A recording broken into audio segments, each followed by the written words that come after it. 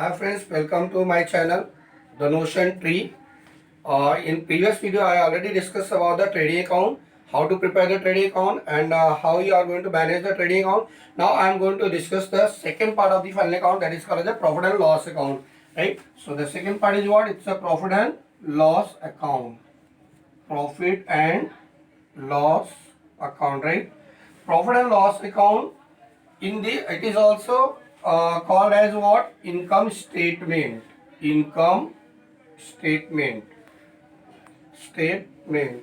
When it is prepared in the vertical form, it is called as an income statement, and when it is prepared in horizontal form, it is called as a profit and loss account. Right? In this, we have to record what? All indirect expenses. All indirect expenses. Indirect expenses. Right?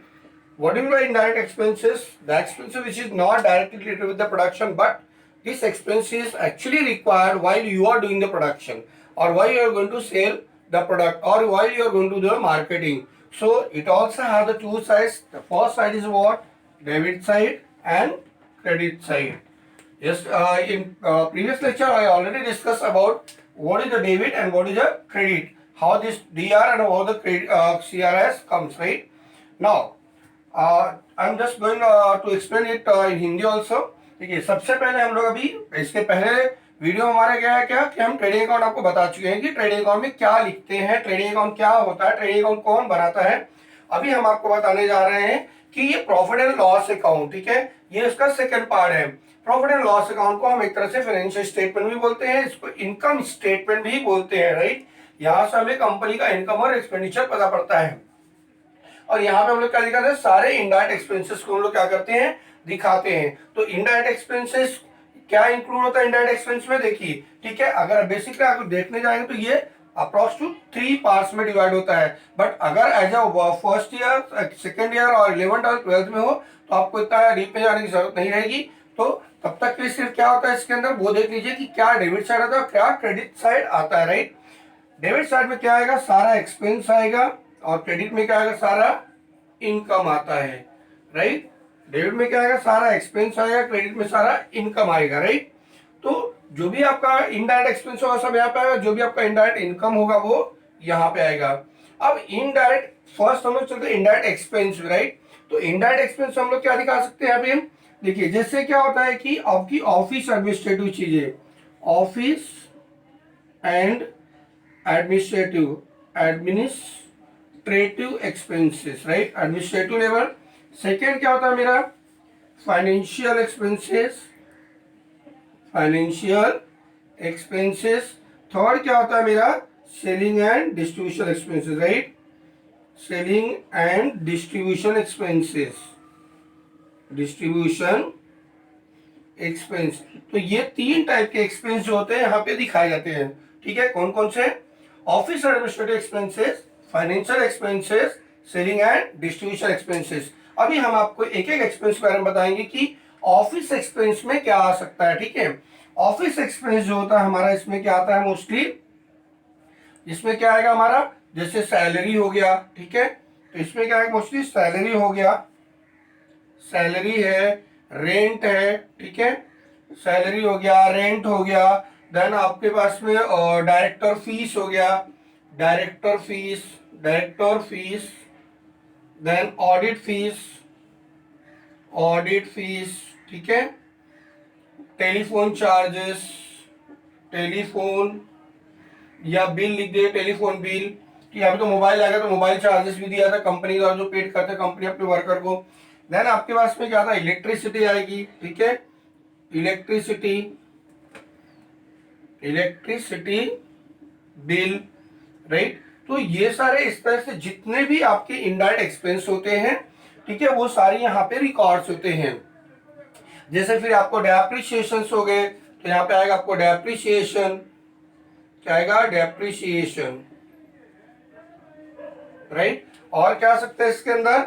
एक तो हो गया आपको depreciation यहाँ पे दिखाई पड़ेगा, और इसके अंदर बहुत सारी चीजें आती हैं. राइट, जैसे और क्या हो सकता है? आप खुद भी सोच रहे हैं कि ऑफिस में जो भी चीज यूज होता है वो सारे, मतलब ऑफिस का जो भी खर्चा होगा सब यहाँ पे आएगा.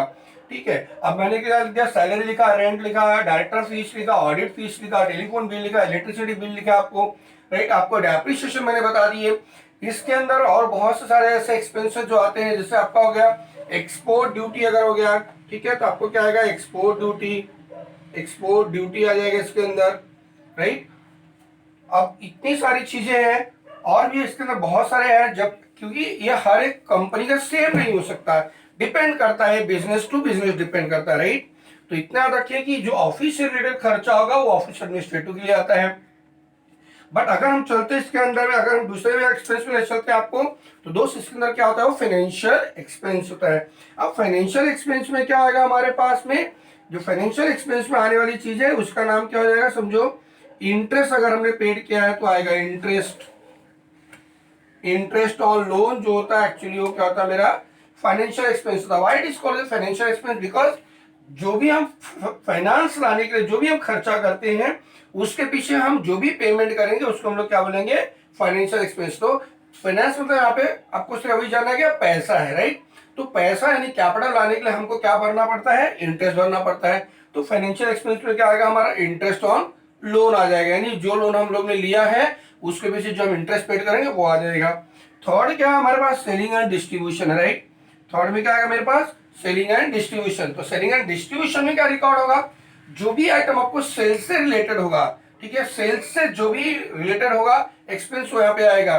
फॉर एग्जाम्पल अगर मैं आपको कहूं जैसे सेलिंग एक्सपेंस हो गया, सेलिंग एक्सपेंस हो गया, राइट, सेलिंग एक्सपेंस हो गया, कमीशन हो गया, कमीशन, देन हम कहें ब्रोकरेज हो गया, राइट, ब्रोकरेज, और क्या आएगा, और बाद में हम लोग बोल सकते हैं इसमें travelling expenses, travelling expense, right.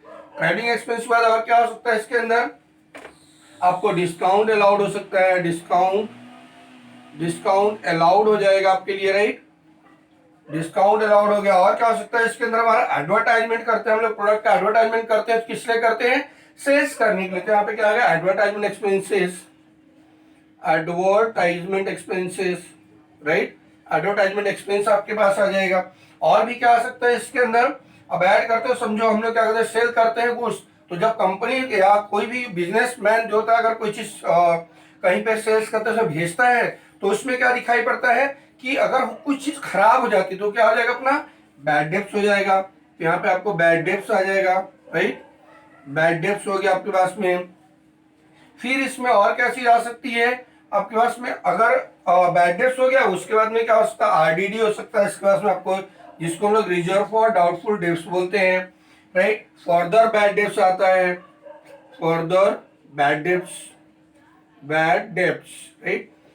सो बहुत सारे ऐसे एक्सपेंस होते हैं जो सेल्स से रिलेटेड है, जैसे हम कहते हैं अभी वेयर हाउस एक्सपेंसेस, तो ये भी वेयर हाउस एक्सपेंस भी यहाँ पे आएगा, क्योंकि प्रोडक्शन होने के बाद में या काम जो फैक्ट्री का काम होने के बाद में जो फिनिश गुड्स होता है उसको कहाँ रखते हैं हम लोग, वेयर हाउस में रखते हैं। क्यों रखते हैं, क्योंकि उसको सेल करना है वेयर हाउस से उठा के मुझे, तो यहाँ पे वेयर हाउस एक्सपेंस भी यहीं पे आ जाएगा, वेयर हाउस एक्सपेंस, राइट। तो यहाँ पे आएगा हमारा वेयर हाउस एक्सपेंस भी आता है हमारे पास में, warehouse expense, warehouse expense आप बोल सकते हैं। ऐसे बहुत सारे एक्सपेंसेस जो यहाँ पे आते हैं। अगर मैं एडमिनिस्ट्रेटिव की बात करता हूँ तो यहाँ पे क्या आ सकता है मेरे पास में, यहाँ पे मेरे पास में हो जाएगा या अनप्रोडक्टिव वेजेस बोलते हैं, unproductive wages, unproductive wages, right. ऐसे बहुत सारे आइटम है दोस्त जो आते हैं, ठीक है। तो बेसिकली कितने टाइप का एक्सपेंस है हमारे पास, ऑफिस एडमिनिस्ट्रेटिव एक्सपेंस है, और क्या है मेरे पास, सेलिंग एंड डिस्ट्रीब्यूशन है, एंड फाइनेंशियल एक्सपेंस है। तो देख सकते हैं आपकी यहाँ पे इतने सारे आइटम हो गए, यहाँ पे इतने सारे आइटम क्लियर हो जाते हैं। देन आपको फाइनेंशियल एक्सपेंसेस में जो एक आइटम आपके पास क्लियर हो जाता है, जो फाइनेंशियल एक्सपेंस का जो आइटम है वो। तो इन सबको हम लोग को कहाँ डिवाइड करना पड़ता है, जब हम आगे चल के FY/SI बीकॉम में करेंगे, वहां पे अगर हम वर्टिकल फॉर्म में बनाएंगे तो इसका यूज है। अदरवाइज अगर आप क्या करते 11th या 12th में हो तो आपको इन सब एक्सपेंस को बाइफिकेट करने की जरूरत नहीं है, आप डायरेक्टली ये सारे एक्सपेंस एक साथ लेके, सैलरी हो गया, रेंट हो गया, तो ये सारे प्रॉफिट एंड लॉस आइटम हो जाए, salary, rent, director fees, audit fees, telephone bill, electricity bills हो गए, देन डेप्रिसिएशन हो गया, देन वेयर हाउस रेंट हो गया आपके पास में, या आपका फिर रेंट ऑफिस का रेंट हो गया, या आप के लिए सेलिंग एंड डिस्ट्रीब्यूशन में एडवर्टाइजमेंट हो गया, ट्रैवलिंग एक्सपेंस हो गया, डिस्काउंट हो गया, बैड डेट्स हो गया। जो भी आप उसमें सोचते जाएंगे काफी ज्यादा आपको एक्सपीरियंस मिलेगा। अब अगर हम कहते हैं कि भाई मान लीजिए अगर पार्टनरशिप फर्म है या सोल ट्रेडिंग फर्म है, तो यहाँ पे आपको इंटरेस्ट ऑन कैपिटल भी आता है, राइट। तो इंटरेस्ट ऑन कैपिटल हमारा जाएगा कहाँ पे, एप्रोप्रिएशन में आता है। बट अगर आप एप्रोप्रिएशन नहीं बनाते हो तो आपके लिए सिर्फ प्रॉफिट एंड लॉस के अंदर क्या आएगा, यहीं पे आपको दिखाना पड़ेगा इंटरेस्ट ऑन कैपिटल, देन आपके पास में पार्टनर्स की सैलरी हो गई, वो सब फिर आपको प्रॉफिट एंड लॉस में दिखाना पड़ेगा। अगर आप एप्रोप्रिएशन अकाउंट नहीं बनाते हो तो, नहीं तो अगर आपने एप्रोप्रिएशन अकाउंट बनाया है तो आपको जरूरत नहीं पड़ेगी यहाँ पे डालने, फिर वो सारे आइटम कहा जाएंगे हमारा प्रॉफिट एंड लॉस एप्रोप्रिएशन में जाते हैं। आई बात समझ में? तो इतना सब डेबिट आइटम आपको समझ में आ गया कि प्रॉफिट एंड लॉस डेबिट हम लोग क्या दिखाते हैं, क्या दिखाते हैं इसमें, इसको हम इनकम स्टेटमेंट भी कहते हैं। यहाँ पे सारे इनडायरेक्ट एक्सपेंस दिखाते हैं। इनडायरेक्ट एक्सपेंस में कितने टाइप के होते हैं हमारे, ऑफिस एडमिनिस्ट्रेटिव एक्सपेंस है, financial and selling and distribution expense है, राइट। अब ऑफिस एडमिनिस्ट्रेटिव में क्या आ गया, सारे बता दिए मैंने आपको। फाइनेंशियल एक्सपेंस में क्या आते हैं, सेलिंग एंड डिस्ट्रीब्यूशन में। ये आपको जब आप हाई लेवल पे जाते हैं तो आपको बाइफरकेट करने की जरूरत पड़ती है। अदरवाइज अगर आप 11th-12th लेवल पे हो तो आपको इसको दिखाने की जरूरत नहीं होगी, आप डायरेक्टली सारे बस इतने ही एक्सपेंसेस का नाम याद रखा होता है। क्लियर हो गया आपके पास में? अब चलते हैं हम लोग इनकम साइड में, राइट। तो देखिए इनकम साइड में हम लोग क्या दिखाते हैं, अभी हम लोग अगला क्या आएगा हमारा, इनकम साइड आ जाएगा, राइट। तो इनकम में क्या हम लोग दिखा सकते हैं, जो भी चीजें आप क्या करोगे इनडायरेक्टली रिसीव करते रहिए, ठीक है। इनडायरेक्टली रिसीव करना मतलब the things which is not related with my business but I am doing that work and because of that I am receiving that particular income, right. तो हमारा इसमें क्या आएगा, देखिए क्या आएगा हमारे पास इनकम में। अगर मैं इनकम से वर्ड हूं तो जैसे अब हमारे पास क्या आ सकता है, आप बोल सकते हो, देखो डिस्काउंट रिसीव्ड बोल सकते हैं, डिस्काउंट रिसीव्ड आएगा, राइट। डिस्काउंट रिसीव्ड आता है, राइट। और क्या आएगा, कमीशन रिसीव्ड आएगा, कमीशन रिसीव्ड। ब्रोकरेज हो गया आपको, ठीक है, ब्रोकरेज हो गया। रेंट हो गया आपके पास में, ठीक है। ये सारी चीजें हैं जो यहाँ पे आ सकती हैं। या अगर आपको रॉयल्टी रिसीव किया, रॉयल्टी है आपके पास में, या आपने किसी को लोन दिया है तो उसके ऊपर आपके पास ब्याज आएगा, ठीक है। या करिए इंटरेस्ट ऑन इन्वेस्टमेंट आ सकता है, इंटरेस्ट ऑन इन्वेस्टमेंट आ जाएगा, राइट। Interest on investment.